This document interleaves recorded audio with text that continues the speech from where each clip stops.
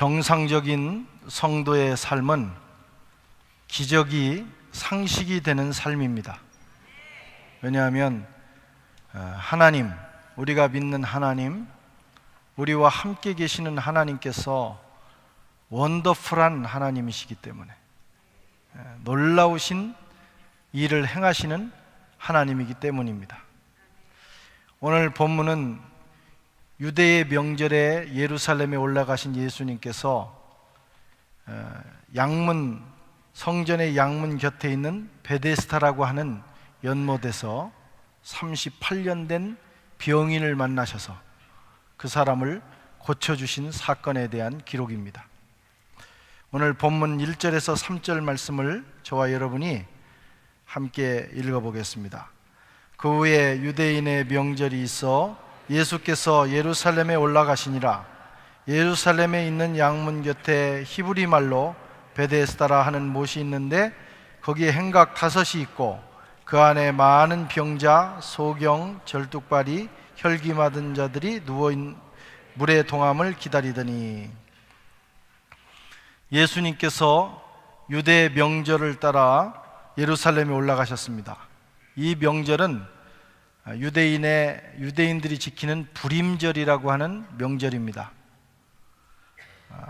에스더가 죽으면 죽으리다 하는 결단과 각오를 가지고 나아가서 하만의 칼에서 이스라엘 백성들의 생명을 구원한 날을 기념해서 만든 날이 바로 이 불임절인데, 예수님께서 이때에 올라가셨습니다. 그리고 여기 양문이라고 하는 이 문은 제사 때 제물로 바치는 제물, 양들이 들어가는 문입니다.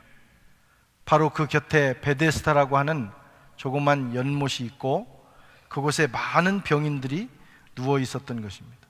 오늘 본문에 나타난 대로 많은 병자, 소경, 절뚝발이, 혈기 마른 자, 그 가운데서도 특별히 가장 심하고 오래된 질병을 가지고 고통당하는 사람이 있었는데, 오늘 본문에 나타나는 38년 된 병인이었습니다.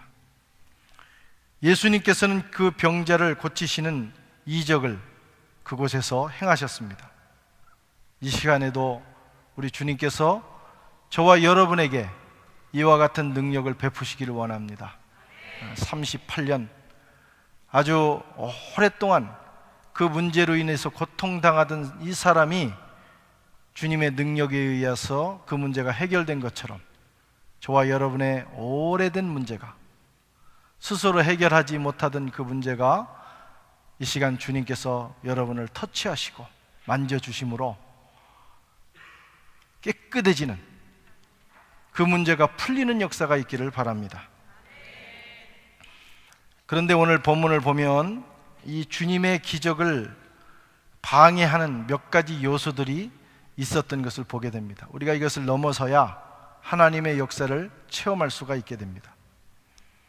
첫째는 미신적 신앙이 이 베데스다 연못가에 있었습니다. 3절 하반절부터 4절까지 보면 이렇게 되어 있습니다. 그 안에 많은 병자, 소경, 절뚝발이, 혈기 마른 자들이 누워 물의 동함을 기다리더니, 이는 천사가 가끔 못에 내려와 물을 동하게 하는데 동한 후에 먼저 들어가는 자는 어떤 병에 걸렸든지 낫게 되밀러라, 이렇게 되어 있습니다. 그런데 이 본문을 보면 물의 동함을 기다리더니부터 낫게 되밀러라까지는 이 괄호가 표현이 되어 있습니다. 학자들에 의하면 이것은 그 당시에 사람들이 믿고 있던 미신적 신앙을 기록한 것이라는 거예요. 그래서 성경에도 보면 어떤 사본에는, 더 원본에 가까운 사본에는 이 내용이 없다고 하는 것입니다. 후대에 첨가가 됐을 가능성이 있는 거죠. 물이 동했다 하는 것은, 이 학자들의 해석에 의하면 물이 동했다고 하는 것은 이 베데스다 연못이 지하에 있는 그 수원, 지하에 있는 그 물길과 연결이 되어 있어서 가끔 그 물이 그곳으로 막 밀려올 때 그곳에서 물이 들어오면서 버금을 가져오게 되고 부글부글 그 거품이 일어나고, 그때 사람들이 그곳에 뛰어 들어가면 그 물이 워낙 깨끗한 지하수 물이기 때문에 피부병이라든가 여러 가지 병이 낫는 현상이 일어날 수 있었다고 하는 것입니다. 그래서 사람들은 생각하기를 천사가 내려와서 지금 이 물을 동하게 하고 있다. 그래서 누구든지 가장 먼저 들어가면 나음을 얻는다. 실제로 그런 역사가 있었던 것이죠. 그러나 이것은 사실은 한낱 미신에 불과한 것이었습니다. 그런데 사람들은 언제 일어날지도 모르는 아주 막연한 기대를 가지고 이 물이 동하는 것을 바라보면서 자신들의 인생을 소모하고 있었습니다. 이렇게 요양의 순간을 바라며 사는 사람들이 세상에는 얼마나 많은지 몰라요. 우연히 언젠가 한번 일어날까 말까 한 그 일을 바라보면서 자기의 인생을 보내고 있는 것입니다. 이런 미신은 당시에만 있었던 것이 아닙니다. 오늘날과 같이 첨단의 과학의 시대를 살고 있는 우리에게도 그런 역사들이 있습니다. 가령 대학 시험을 볼 때 미역국을 먹지 마라. 미역국을 먹지 말아야 대학 시험에 떨어지지 않는다. 그래서 그날은 미역국을 안 먹습니다. 미끄러진다 이거예요. 미역국 먹으면 미끄러지니까 대학에 떨어진다. 대학에 떨어지는 이유는 공부를 안 했기 때문에 떨어지는 겁니다. 미역국 먹어서 떨어지는 것은 아니에요. 오히려 미역국을 먹으면 피가 깨끗해지기 때문에 정신이 맑아지고 시험을 더 잘 볼 수 있다고 하는 것이 오히려 과학적인 생각입니다. 시험에 붙기 위해서는 엿을 먹어야 된다. 엿. 그래서 사람들이 그날 아침에는 엿을 먹고 또 엿을 사다가 대학 정문에 붙이고, 근데 사실은 그것은 엿장수들의 상술입니다. 엿 먹어서 대학에 붙을 것 같으면 뭐 몇 판이라도 먹지요. 오히려 엿 먹어라 그런 말이 있어요. 엿 먹어라. 오히려 좋지 않은 말이기도 합니다. 부정적인 이미지도 있어요. 엿이 다 좋은 게 아닙니다. 운동선수들이 중요한 시합을 앞두고 머리와 수염을 깎지 않습니다. 왜냐하면 그래야 이긴다는 거예요. 머리와 수염을 깎으면 경기에서 진다는 그런 징크스, 그것을 믿기 때문입니다. 실력이 없어서 지는 거지. 컨디션 조절을 못해서 지는 거지, 어떻게 수염을 깎았다고 머리를 깎았다고 진단 말입니까? 그게 다 미신입니다. 오히려 수영 선수들은 몸에 있는 털 하나, 머리 싹 밀고 몸에 있는 털까지도 다 밀어요. 왜냐하면 물의 저항을 줄이기 위해서. 서양 사람들도 마찬가지입니다. 우리 한국 사람에게만 이런 미신이 있는 게 아니고 서양인들도 이런 미신을 믿고 있어요. 그걸 가리켜서 머피의 법칙이라고 합니다. 머피의 법칙. 잘 될 수도 있고 잘 되지 않을 수도 있는 경우에는 반드시 잘 안 된다. 그게 바로 머피의 법칙이에요. 이렇게 우리가 그 샌드위치 거기에 잼을 발랐어요. 발랐는데 잘못해서 떨어뜨렸어요. 그럼 50%입니다. 잼이 묻은 것이 바닥에 떨어질 수도 있고 안 묻은 것이 떨어질 수도 있어요. 그럴 경우에는 반드시 묻은 것이 떨어진다. 이게 머피의 법칙이에요. 그런 걸 우리는 믿고 그 요행에 자기의 인생을 거는 경우가 너무나도 많습니다. 그 고민할 시간에 기도하고 그 고민할 시간에 방법을 찾고 그거 고민할 시간에 실력을 갖추는 것이 대단히 중요합니다. 오늘 이 38년 된 병자를 비롯한 수많은 사람들이 어쩌다가 평생에 한두 번 일어날 수 있는 그 요행을 바라면서 자기의 그 귀하고 소중한 인생을 베데스다 연못가에서 보내고 있었던 것입니다. 이것이 문제예요. 두 번째로 문제는 오랫동안 만성적으로 굳어진 습관, 그것이 그냥 평생을 병인으로 살게 만드는 요인 중에 하나입니다. 5절에 보면 거기 38년 된 병자가 있더라, 이렇게 돼 있어요. 이 사람은 병자가 된 지가 38년이 됐습니다. 38년. 우리나라가 일제 36년 지배를 받았어요. 얼마나 오랜 시간이었는지 모릅니다.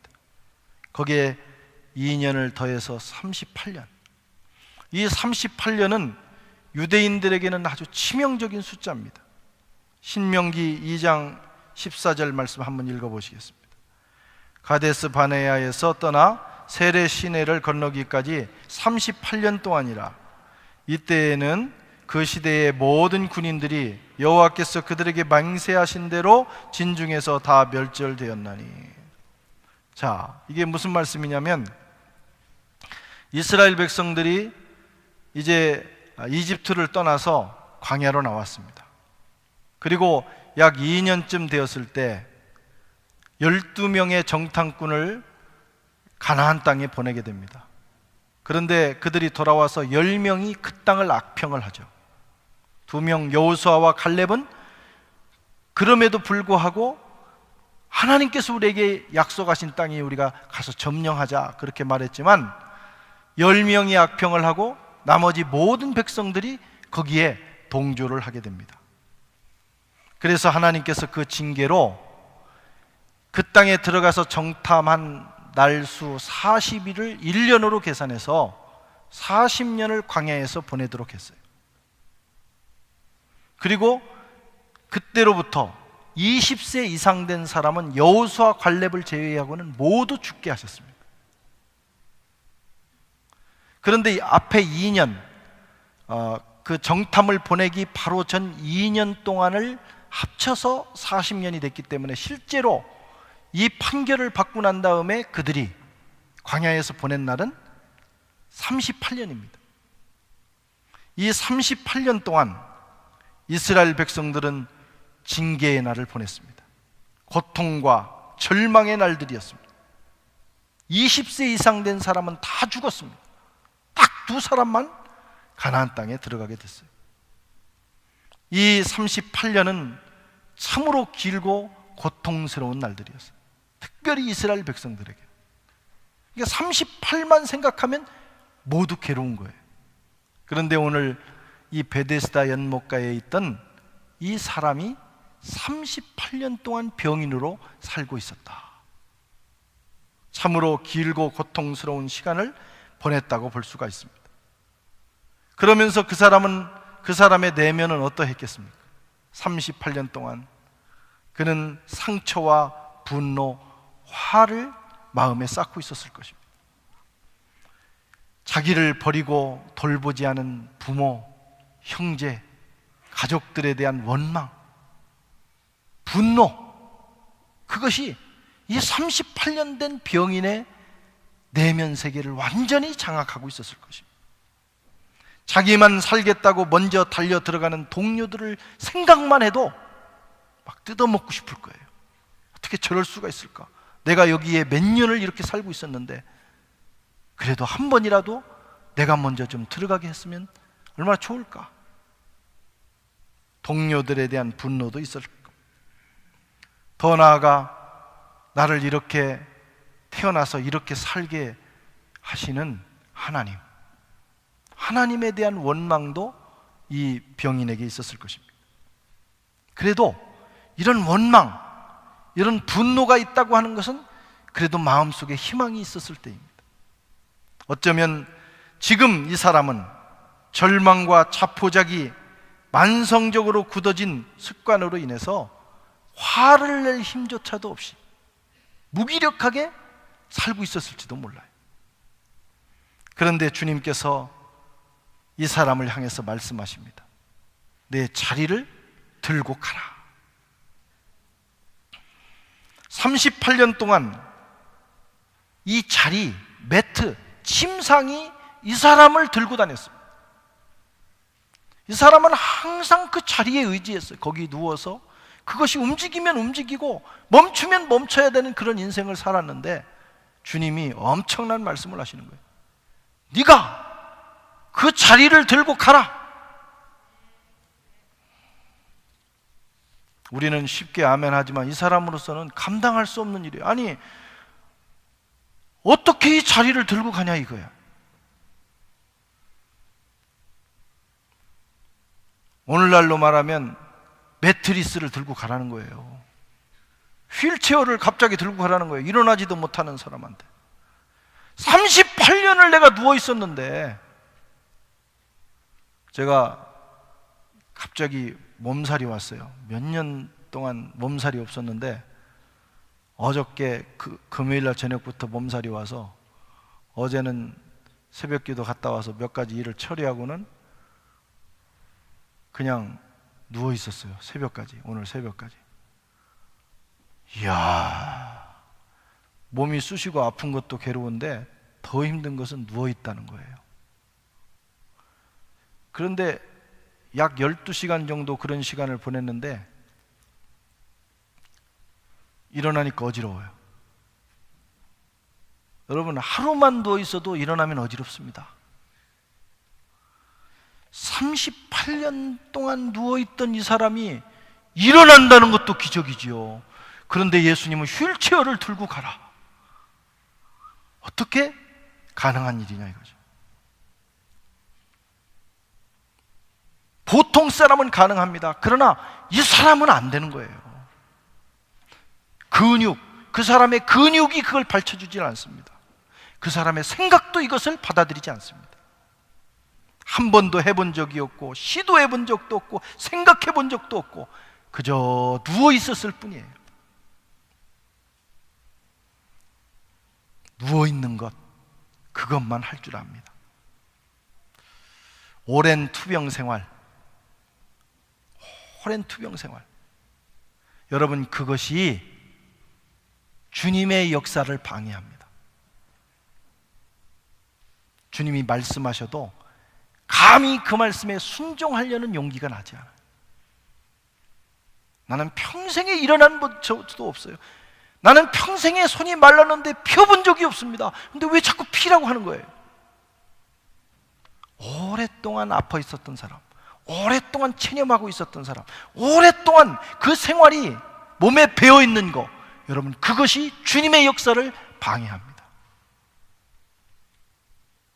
여러분은 혹시 만성적으로 습관이 되어 있는 질병을 갖고 있지는 않습니까?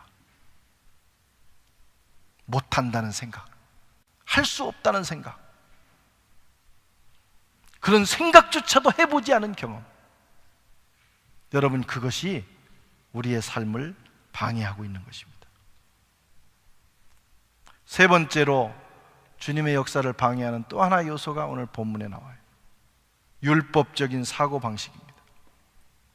10절에 보면 유대인들이 병 나은 사람에게 이르되 안식일인데 내 자리를 들고 가는 것이 옳지 아니하니라.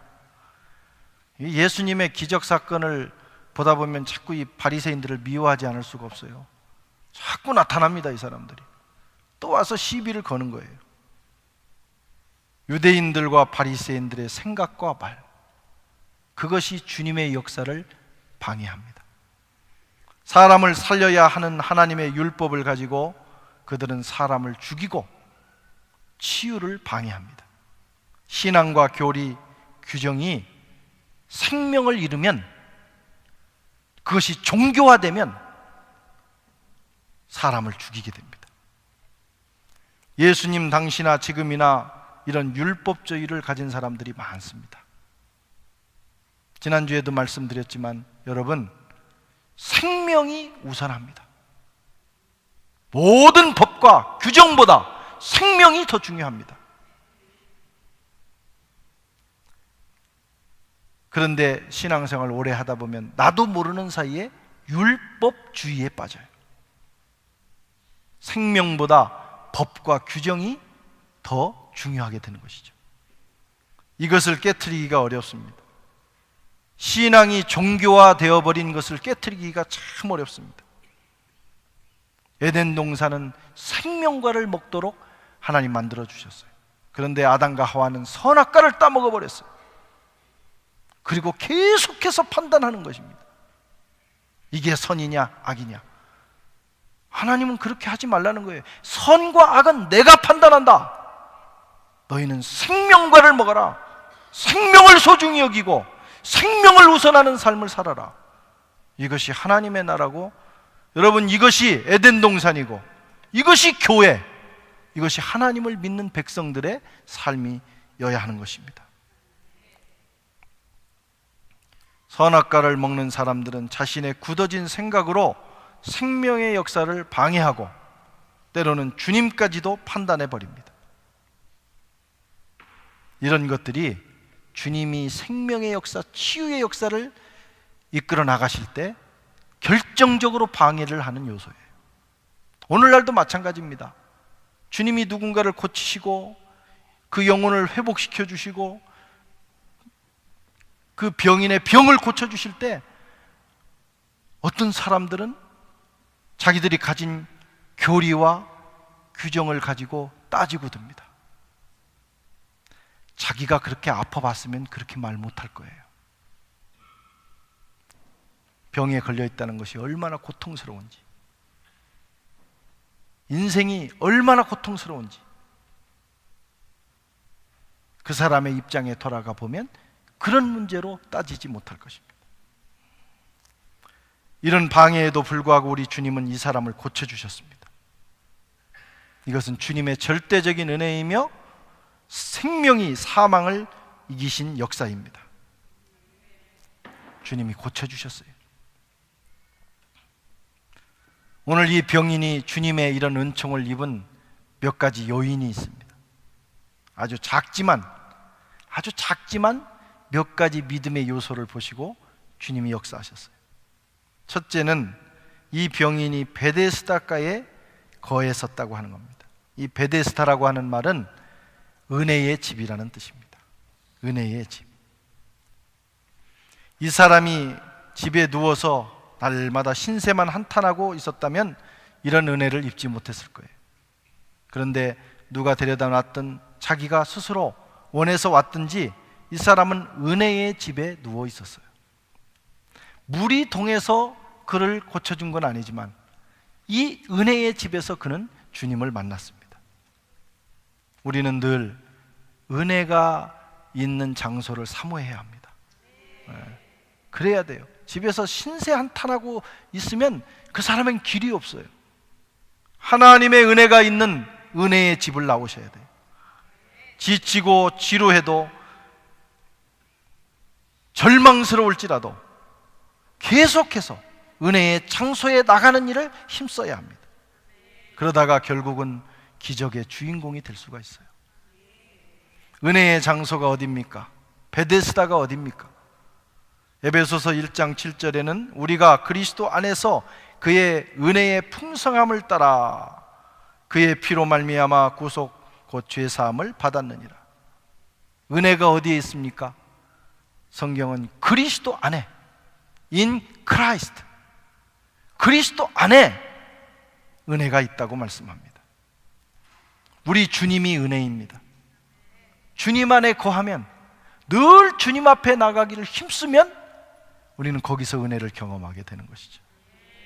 그리스도 안이 어디입니까? 에베소 1장 23절에는 교회는 그의 몸이니 만물 안에서 만물을 충만하게 하시는 자의 충만이니라. 교회가 그리스도의 몸입니다. 교회가 그리스도이십니다. 우리 그리스도께서는 지금 하늘 지성소에 계십니다. 그리고 이 땅에 교회를 세우시고 교회를 통해서 우리와 함께하고 계시는 것입니다. 하나님의 충만한 것이 그리스도 안에 있고 그리스도 안에 있는 충만이 바로 교회 안에 있는 거예요.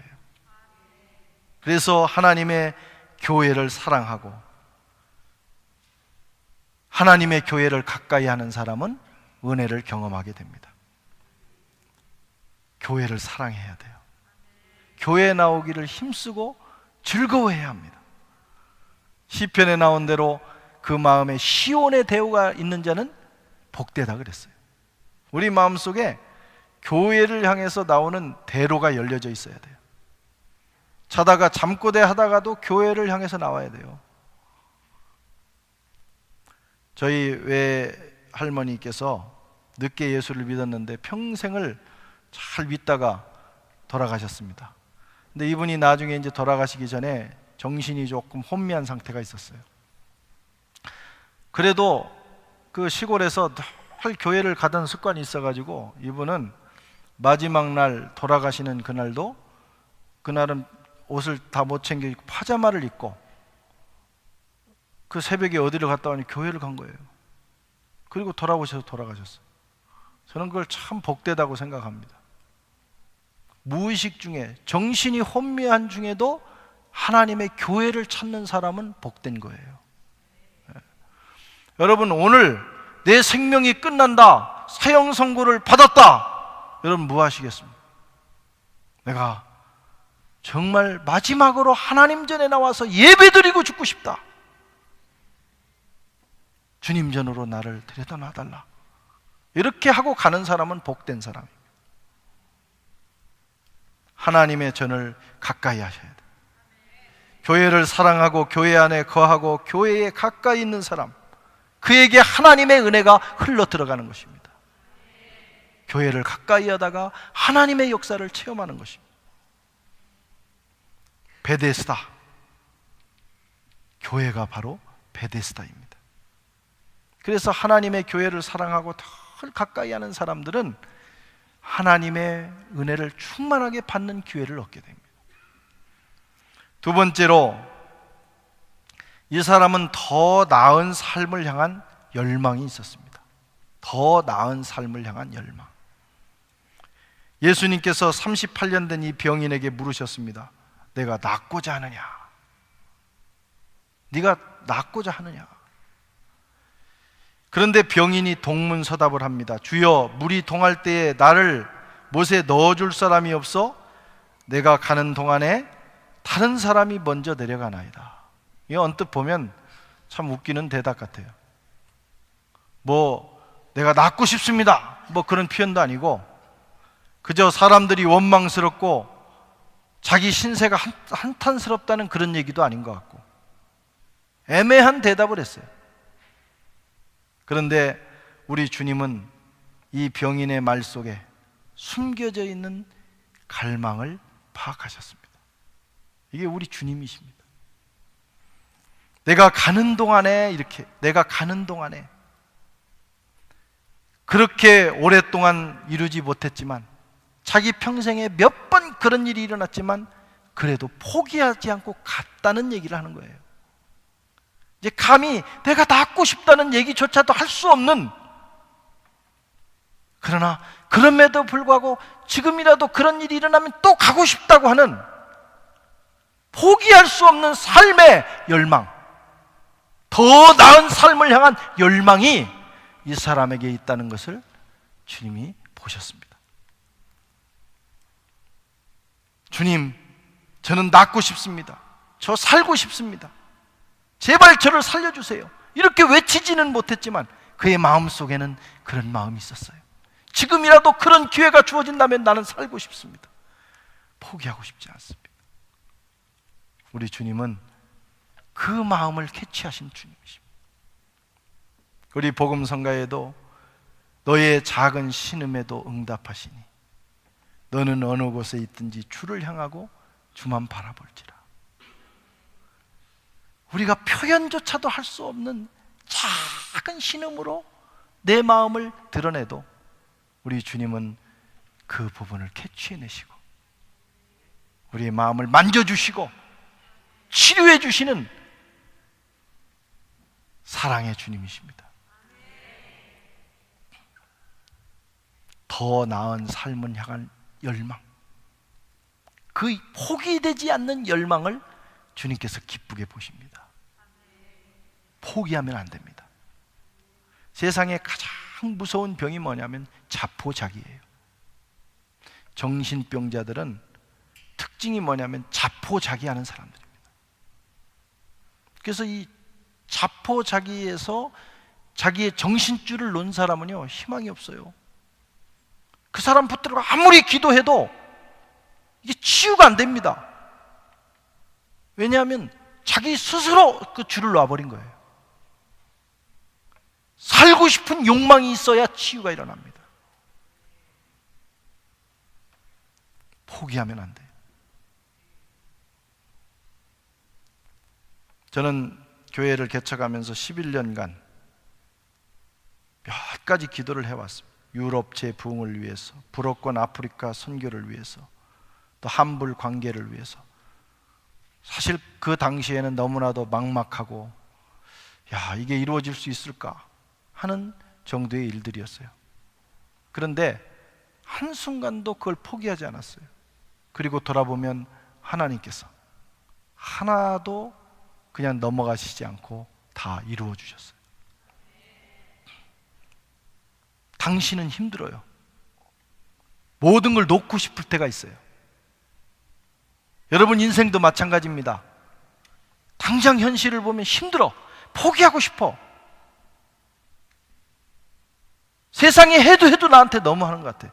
그래도 포기하지 말아야 됩니다. 포기하지 않는 더 나은 삶을 향한 작은 열망을, 그 열망의 끈을 잡고 있으면 주님께서 그것을 보시고 역사해 주시는 것입니다.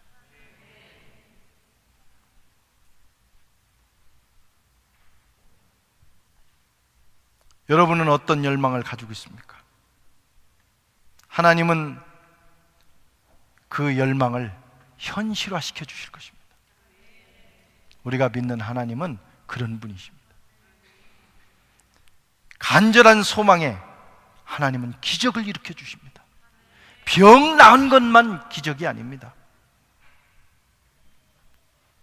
우리의 삶에 일어나는 수많은 일들 다 하나님의 기적이에요. 주님을 끝까지 의지하고 그 신락 같은 작은 그 열망이라도 포기하지 않고 가지고 있는 한, 어느 날 주님이 불현듯 우리 곁에 오셔서 우리의 삶을 회복시켜 주시는 역사를 경험하게 될 것입니다. 이 병인이 그 말씀에 순종했어요. 일어나 내 자리를 들고 걸어가라. 그 말씀에 순종하는 순간 모든 문제가 풀렸습니다. 성도 여러분, 오늘 또 더 나은 삶을 향한 열망을 포기하지 말고 유지하시기 바랍니다. 주님이 오셔서 내 자리를 들고 일어나 걸으라 하시는 음성이 들려올 때까지, 그리고 그 음성을 들을 때 순종하시기 바랍니다. 안 된다고, 내가 이렇게 만성적인 인생을 살았는데, 내가 평생을 이렇게 살았는데 나는 가능성이 없다고 말하지 말고, 주님이 말씀하시니, 주님이 그물을 던지라니 던지고, 주님이 손을 펴라니 펴고, 주님이 들고 걸어가라니 내가 걸어가겠습니다. 순종할 수 있기를 바랍니다. 놀라운 일이 저와 여러분의 삶에 일어날 줄로 믿습니다. 기도하겠습니다.